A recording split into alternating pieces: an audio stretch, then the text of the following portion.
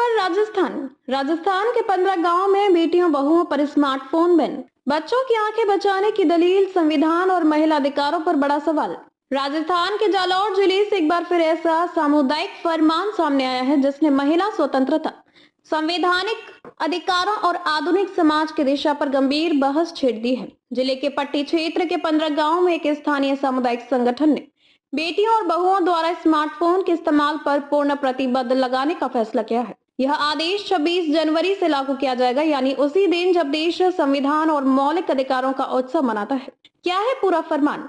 सामुदायिक आदेश के मुताबिक बेटियों और बहुएं कैमरा युक्त मोबाइल फोन का उपयोग नहीं कर सकेंगी। शादियों, सार्वजनिक कार्यक्रमों, पड़ोसियों के घर जाने या किसी भी सामाजिक अवसर पर स्मार्टफोन ले जाना पूरी तरह प्रतिबंधित होगा। केवल कीपैड वाले साधारण मोबाइल फोन से वॉइस कॉल की अनुमति दी गई है। पढ़ाई कर रही छात्राओं को घर पर शैक्षणिक जरूरतों के लिए सीमित समय तक स्मार्टफोन इस्तेमाल करने की छूट दी गई है, लेकिन घर से बाहर फोन ले जाना वर्जित रहेगा।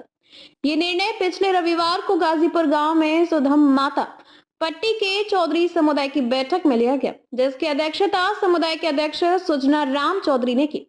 प्रस्ताव को पंच हिम्मत राम ने पढ़ा और देवराम कर्नौल ने इसे औपचारिक रूप से रखा।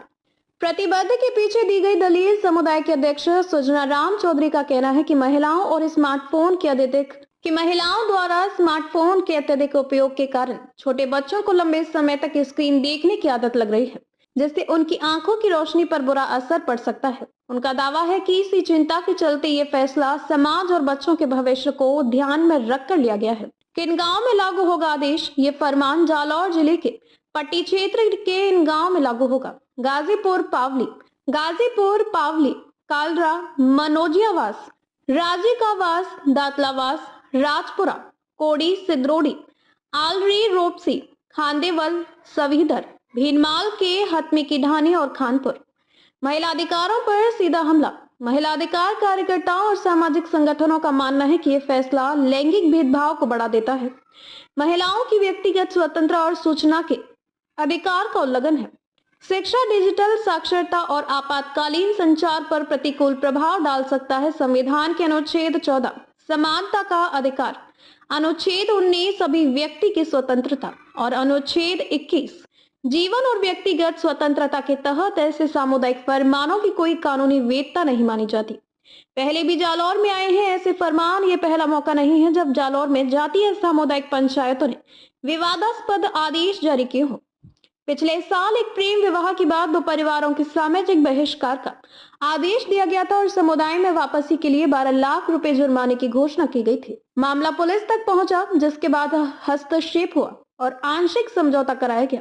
जून महीने में एक अन्य घटना में मंदिर की जमीन विवाद को लेकर 55 परिवारों का सामाजिक बहिष्कार कर दिया गया था, जिसमें विवाह, सामाजिक कार्यक्रम और यहां तक कि अंतिम संस्कार में शामिल होने पर भी रोक लग गई थी। इन मामलों में पुलिस शिकायत दर्ज हुई, लेकिन सामुदायिक दबाव की मानसिकता पूरी तरह खत्म नहीं हो पाई।